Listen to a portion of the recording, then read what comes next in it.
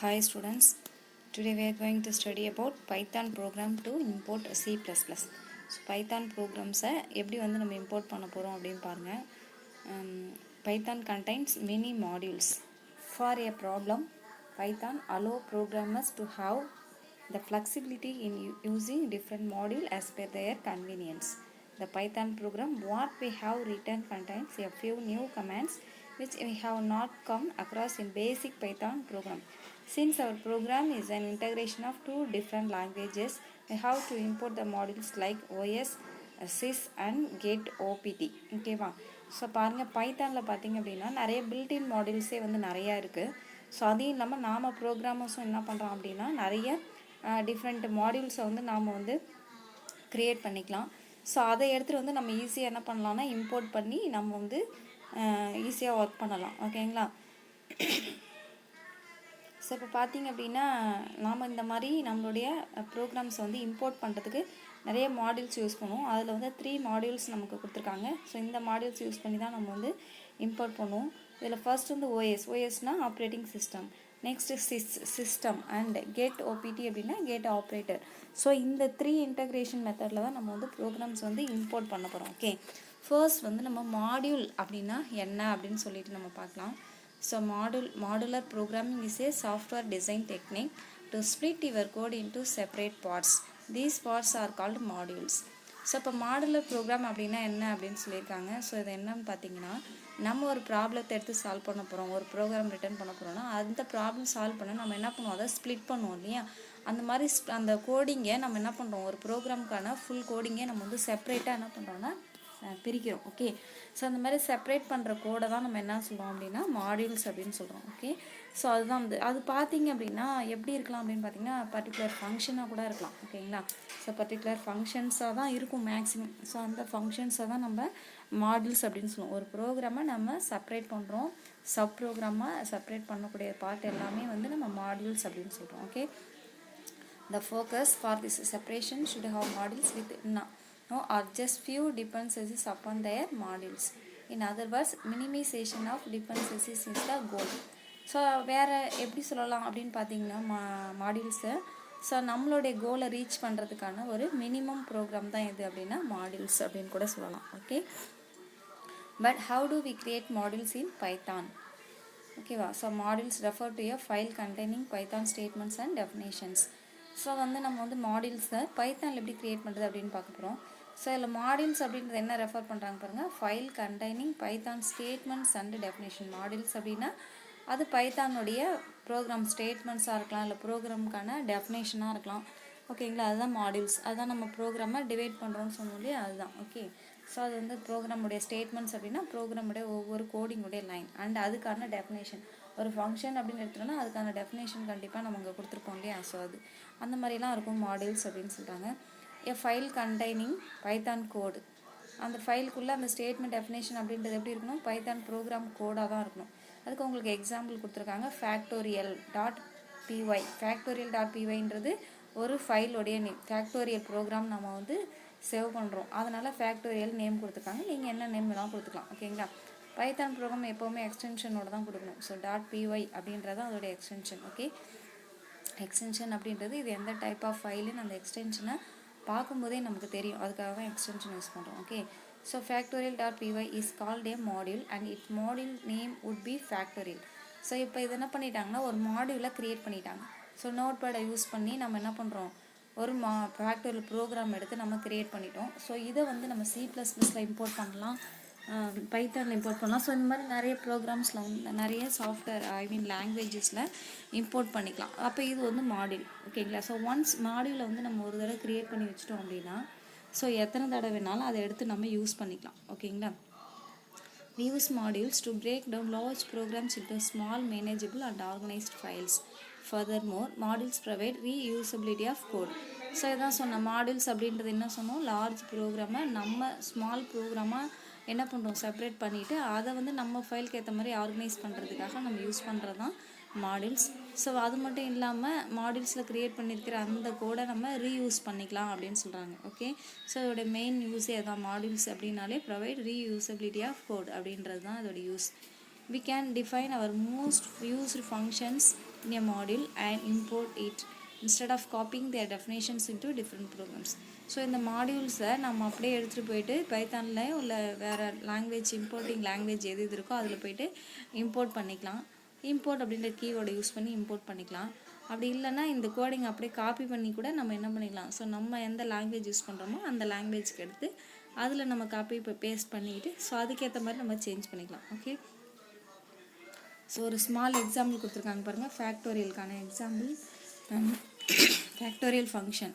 So function அப்படின்னாலே definition அப்படின்ற keyword use பண்ணுவோம் இல்லையா, அதாவது டெஃப் அப்படின்னு, அதனால் டெஃப்னு கொடுத்துருக்காங்க. Next fact of n. So ஃபேக்ட்ன்றது ஃபேக்டோரியல் ப்ரோக்ராமுக்கான ஃபங்க்ஷன் நேம் ஷார்ட்டாக கொடுத்துருக்கோம் ஃபேக்ட் அப்படின்னு. என்ன நம்பருக்கு நம்ம ஃபேக்டோரியல் கண்டுபிடிக்க போகிறோம் அப்படின்னா என் அப்படின்ற நம்பர் கண்டுபிடிக்கும். ஸோ ஃபேக்டோரியல் எப்படின்னு உங்களுக்கே தெரியும், மேக்ஸில் படிச்சுப்பீங்க. இப்போ ஃபார் எக்ஸாம்பிள் 4 ஃபேக்டோரியல் அப்படின்னா 1 × 2 × 3 × 4 மல்டிப்ளை பண்ணி என்ன ஆன்சர் கிடைக்குதோ அதுதான் ஃபேக்டோரியலோடைய வேல்யூ. ஓகே, அந்த மாதிரி தான் நம்ம ஃபைண்ட் அவுட் பண்ண போகிறோம். நாம் இங்கே என்ன கண்டிஷன் அப்ளை பண்ணலான்னு பார்க்கலாம். ஸோ ஃபேக்டோரியலில் f = 1 அப்படின்னு நான் கொடுத்தேன் அப்படின்னா கண்டிஷன் கொடுக்குறோம், ட்ரூ ஆர் ஃபால்ஸ் செக் பண்ணுறதுக்கு இஃப் ஸ்டேட்மெண்ட் யூஸ் பண்ணுறோம். If else if. Okay, so இஃபில் பாருங்கள் n = 0, நான் கொடுக்குற நம்பர் 0 அப்படின்னா எம்டி அப்படின்னா ரிட்டன் வந்து 0 அப்படின்னு நமக்கு கிடைக்கும். எல்ஸ் இஃப், ஸோ அதுக்குள்ளே எல்ஸ் இஃப் கொடுத்துருக்காங்க. அதில் 2 கண்டிஷன் இருக்குது. இஃப் எல்ஸ் பார்ட்டு அதில் n = 1 ஒன்னாக இருந்துச்சுன்னா ரிட்டன் 1ன்னு கிடைக்கணும். எல்ஸ் ஸோ 1 0வும் இல்லை 1ம் இல்லை, அதை தவிர்த்து வேறு நம்பர் நம்ம கொடுக்கும்போது ஃபார் லூப் வந்து இங்கே வந்து எக்ஸிக்யூட் ஆகணும்னு கொடுத்துருக்கோம். ஃபாரில் என்ன கொடுத்துருக்கோம் பாருங்க, for I in range 1, n+1. So starting value 1, அது கூட என்ன சொல்கிறாங்க, n வேல்யூ வந்து +1 இன்க்ரீஸ் ஆகிட்டே போகணும் அப்படின்றாங்க. ஸோ ஃபார்முலா என்ன அப்படின்னா f = f × I. Okay, so print of f. So எஃப்க்கான ஆன்சர் என்னவோ அதை பிரிண்ட் படிச்சணும். சேம் நம்ம வந்து 11th படித்தோம் இல்லையா, ஸோ ஃபேக்டரியல் கான்செப்ட் அதே தான். ஓகேங்களா, அதே மெத்தட் அதே ஃபார்முலா யூஸ் பண்ணியிருக்கோம். அதே மாதிரி வேல்யூ வந்து நம்ம சப்ஸ்டியூட் பண்ணும்போது ஸோ 1 × ஃபஸ்ட்டு நமக்கு ஸ்டார்டிங் வேல்யூ 1 இல்லையா, ஸோ இனிஷியல் ஐன்றது இனிஷியல் ஸ்டேட், எத்தனை ஸ்டெப் வரைக்கும் ப்ராசஸ் ஆகுது அப்படின்றதுக்காக. ஸோ அப்போ 1 × 1 நமக்கு 1ன்னு கிடைக்கும். ஸோ ஃபேக்டோரியல் இப்போ 1ன்னு கிடச்சிருக்கு. ஸோ 1 × ஐயோட வேல்யூ சேஞ்ச் ஆகும் 2ன்னு, ஸோ 2ன்னு கிடைக்கும்போது 1 × 2ன்னு கிடைக்கும். இப்போ எஃபோட வேல்யூ 2ன்னு கிடைக்கும். ஸோ 2 × ஐயோட வேல்யூ சேஞ்ச் ஆகும் 3ன்னு கிடைக்கும். அப்போ 2 3 சார் 6ன்னு கிடைக்கும். அப்போ எஃபோட வேல்யூ வந்து 6ன்னு கிடைக்கும். அப்போ அடுத்து திரும்பி 4ன்னு கொடுக்கும். ஸோ அந்த மாதிரி மல்டிப்ளை பண்ணிகிட்டே வரும்போது என்ன ஆகும் அப்படின்னு பார்த்தீங்கன்னா நமக்கு இங்கே நான் ஃபேக்டோரியலில் 5ன்னு கொடுத்துருக்கேன். ஸோ 5க்கு வந்து 120ன்னு கிடைக்கும். அப்போ நீங்கள் என்ன நம்பர் இங்கே கொடுக்குறீங்களோ அவுட்புட்டில் அதுக்கான வேல்யூவை நமக்கு கிடைக்கும். மேலே இருக்கிறது மாடியூல்ஸ், கீழே இருக்கிறது அவுட்புட்டில் இருக்கிறது வந்து நம்ம பைத்தானில் யூஸ் பண்ணக்கூடிய ஃபங்க்ஷன். மேலே இருக்கிற மாடியூல்ஸை நம்ம நோட் பேடில் சேவ் பண்ணி வச்சுட்டு ஜஸ்ட் என்ன பண்ணலாம், பைத்தானில் போயிட்டு இந்த கீழே அவுட்புட் ஸ்க்ரீன் பாருங்கள், பைத்தானை ஓப்பன் பண்ணிவிட்டு அதில் ஃபேக்ட் ஆஃப் 5ன்னு கொடுத்தாலே போதும், அது 120 ஆன்சரை காமிச்சிடும். ஏன் அப்படின்னா ஏற்கனவே மாடியூல்ஸ் நம்ம க்ரியேட் பண்ணியிருக்கோம். ஸோ அதை வந்து அது என்ன பண்ணிக்கும், செக் பண்ணி அதில் சப்ஸ்டியூட் பண்ணி வேல்யூ நமக்கு டிஸ்பிளே பண்ணிவிடும். அப்போ நம்ம பைத்தானில் நியூவாக ப்ரோக்ராம் டைப் பண்ணணும் அப்படின்ற அவசியம் கிடையாது. ஓகேங்களா, ஸோ அது above example is named as factorial.py அப்படின்னு கொடுத்துருக்காங்க. How to import modules in Python. ஓகேங்களா, ஸோ இது ஒரு மெத்தட். இது மட்டும் இல்லாமல் இன்னும் நிறைய மெத்தடில் இம்போர்ட் பண்ண போகிறோம். ஸோ எப்படி மாடியூல்ஸை வந்து பைத்தான் இம்போர்ட் பண்ணுறது அப்படின்னு கொடுத்துருக்காங்க பாருங்கள். We can import the definitions inside a module to another module. We use the import keyword to do this. To import our previously defined module factorial, we type the following in the Python prompt. So நம்மளுடைய Python ப்ரோக்ராமை மாடியூல்ஸை நாம் வந்து import பண்ணுறதுக்கு we use import keyword. Import அப்படின்ற கீவேர்டை நம்ம use பண்ணணும். ஓகேங்களா, so இப்போ பார்த்தீங்கன்னா நம்மளுடைய மாடியூலுடைய நேம் என்ன, ஃபேக்டோரியல். ஸோ ஃபேக்டோரியல் எப்படி இம்போர்ட் பண்ணுறதுன்னு பாருங்கள். Import factorial. ஓகேங்களா, ஸோ இம்போர்ட் கீ யூஸ் பண்ணிக்கணும். ஃபேக்டோரியல்ன்றது நம்மளுடைய ஃபேக்டோரியல் மாடியூலுடைய நேம், அதை தான் கொடுக்கணும், அவ்வளோதான். So using the module name, we can access the functions defined inside the module. The dot operator is used to access the function. The syntax for accessing the functions from the module name dot function name. So import factorial கொடுத்துட்டு அதுக்கடுத்து என்ன பண்ணணும் அப்படின்னா நம்மளுடைய மாடியூலுடைய name என்னவோ அந்த name கொடுக்கணும்.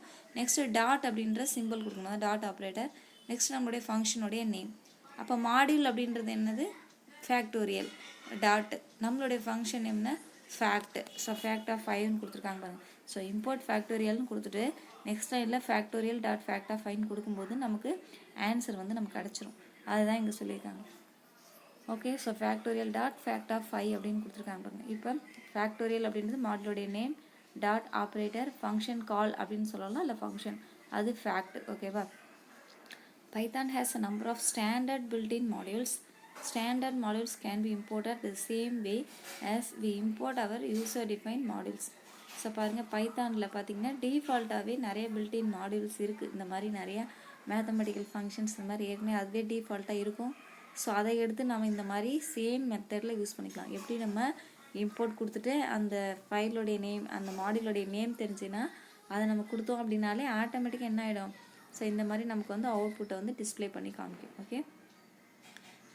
ஓகேவா? So we are now going to see the standard modules which are required for our program to run C++ code. So இப்போ பார்த்தீங்க அப்படின்னா நாம் வந்து என்ன பண்ண போகிறோம் அப்படின்னா, ஸ்டாண்டர்ட் மாடியூல்ஸ் வந்து C++ல நிறையா இருக்குது. ஸோ இதில் ஒரு சில மாடல்ஸ் வந்து நம்ம பார்க்கலாம். இதில் வந்து நான் 3 மாடல்ஸ் சொன்னேன் இல்லையா? ஸோ அந்த 3 மாடியூல்ஸில் ஃபர்ஸ்ட் மாடியூல் என்ன அப்படின்னு பார்த்தீங்கன்னா பைத்தான் சிஸ்டம் மாடியூல். ஓகேங்களா? This module provide access to some variables used by the interpreter and to functions that interact strongly with the interpreter. இந்த மாடியூல் பைத்தான் சிஸ்டம் மாடியூல் வந்து ஏன் யூஸ் பண்ணுறோம் பாருங்கள். It provide access some variables. ஓகேங்களா? So அதுக்காக தான் நம்ம use பண்ண போகிறோம். ஸோ இது என்னன்னு பார்க்கலாம் வாங்க. ஸோ sys.argv அப்படின்னா argument variable. system.argument variable is the list of command line arguments passed to the Python program. So இது ஏன் யூஸ் பண்ணுறோன்னா, ஆர்குமெண்ட் வேரியபிள் அப்படின்றது command line arguments அப்படின்னு சொல்லியிருக்காங்க. So argument variable contains all the items that come along via the command line input. It's basically an array holding the command line arguments of the program. So இதில் பார்த்தீங்க அப்படின்னா நம்ம கொடுக்கக்கூடிய argument variable வந்து mostly எந்த மாதிரி இருக்கும்னா command லைனாக தான் நம்ம கொடுப்போம். அது பேசிக்காக எப்படி இருக்கும்னா அரே மெத்தடில் தான், அரே வேல்யூ எப்படி ஸ்டோர் ஆகுதோ அந்த மாதிரி மெத்தடில் தான் நம்மளால் இதை கொடுக்க முடியும். Okay, to use sys.argument variable you will first have to import sys. நம்ம இதை யூஸ் பண்ண வேரியபிள் யூஸ் பண்ணுறதுக்கு ஃபர்ஸ்ட் வந்து import sys அப்படின்ற கீவேர்டை நம்ம யூஸ் பண்ணிக்கணும். The first argument sys.argument variable 0 is always the name of the program as it was invoked, and system.argument variable 1 is the first argument you pass to the program. ஓகேங்களா? So sys.argument variable 0ன்றது என்னன்னு சொல்லியிருக்காங்க, name of the ப்ரோக்ராமாக எடுத்துக்கோம். And variable 1ன்றதை first ஆர்கியூமெண்ட்டாக எடுத்து value வந்து நம்ம பாஸ் பண்ண முடியும். எக்ஸாம்பிள் கொடுத்துருக்காங்க பாருங்கள். ஸோ மெயின் கொடுத்துட்டு system.argument variable 1. ஸோ 1லேருந்து தான் நம்ம எடுத்துக்கணும். Okay, so accept the program file Python program and the input file C++ file as a list array. So ஒரு பைத்தான் ப்ரோக்ராமாக நம்ம எடுத்துகிட்டு அதை அக்செப்ட் பண்ண சொல்கிறோம். என்ன ஃபைலை இம்போர்ட் பண்ண போகிறோம் அப்படின்னா C++ ஃபைலில். எந்த மெத்தட்லன்னு பார்த்தீங்கன்னா லிஸ்ட்டு. ஓகேங்களா? அதாவது அரே மெத்தடில். அப்போ argument variable of 0 contain the Python program. அப்போ ஃபஸ்ட்டு ஆர்குமெண்ட் வேரியபிள் 0ல் என்ன இருக்கும், பைத்தான் ப்ரோக்ராம் இருக்கும், which is need not to be passed because by default main contains source code reference and argument variable 1 contains the name of the C++ file which is to be processed. So இதில் first இதில் வந்து என்ன கொடுத்துருக்காங்க பாருங்கள், argument variable 0ல் பார்த்தீங்கன்னா Python program எடுத்துக்கும். ஓகேவா? அதுதான் வந்து மெயின் சோர்ஸ் கோடு வந்து அதில் போய் ஸ்டோர் ஆகிடும். நெக்ஸ்ட் ஆர்குமெண்ட் வேரியபிள் 1ல் வந்து C++ நம்ம கொடுக்கணும் இல்லையா, அது போய் ஸ்டோர் ஆகிட்டு ப்ராசஸ் ஆகும் அப்படின்னு சொல்லியிருக்காங்க. நமக்கு ஃபுல் எக்ஸாம் ப்ரோக்ராமாக ஒன்றும் கொடுக்கல. ஸோ இது மட்டும் ஷார்ட்டாக உங்களுக்கு சொல்லியிருக்காங்க. ஓகேவா? ஸோ நெக்ஸ்ட் வந்து பார்த்தீங்கன்னா OS மாடியூல்.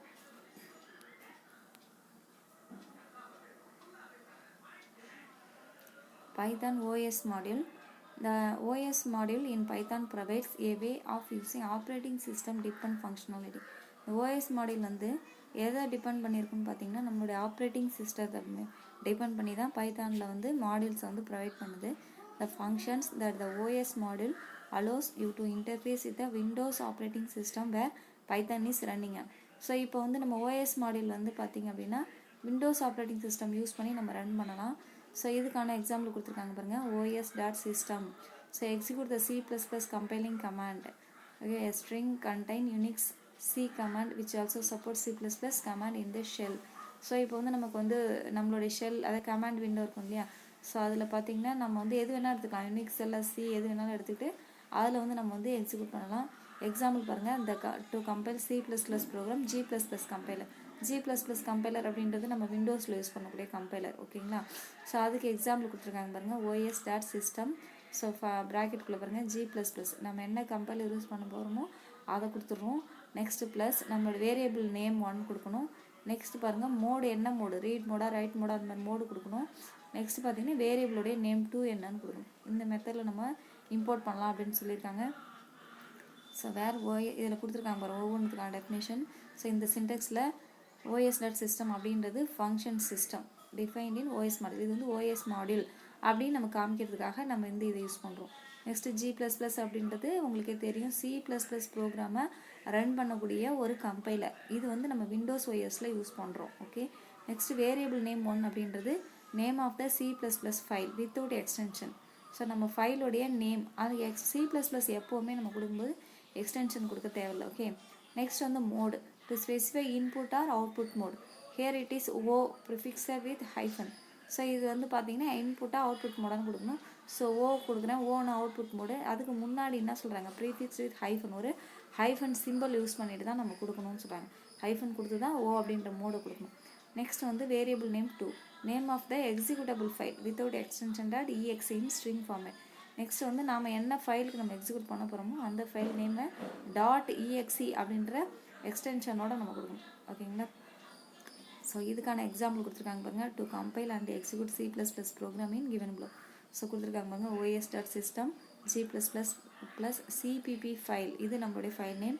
நெக்ஸ்ட் பாருங்கள் ப்ளஸ் ஒரு ஹைஃபன் போட்டு அவுட்புட் மோட் கொடுத்துருக்காங்க. Next executable file G++ compiler compiles the file CPP file and output sent to execute file. So நம்ம இந்த ஃபைலை கம்பைல் பண்ணுவோம். ஆனால் அவுட்புட் எங்கே போவோம்னா நம்மள ரன் மோடுக்குள்ளே பிளாக்காக ஒரு ஸ்க்ரீன் பார்த்தோம் பாருங்கள், அதுதான் எக்ஸிக்யூட்டபிள் ஃபைலுன்றது, அங்கே போய்டும். அதான் G++ உடைய ஸ்க்ரீன், C++ ரன் பண்ணக்கூடிய அந்த ஸ்க்ரீன்.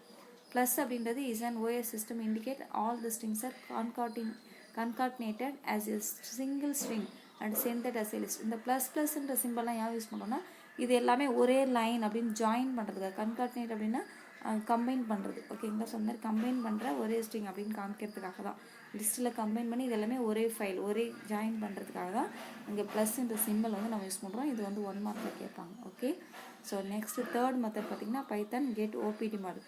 ஸோ ஃபர்ஸ்ட் வந்து சிஸ்டம் மாடல் பார்த்தோம், நெக்ஸ்ட் OS மாடல் பார்த்தோம், இப்போ கெட் OPT மாடல். ஸோ இது வந்து நம்ம நெக்ஸ்ட் கிளாஸில் பார்க்கலாம். Okay, thank you.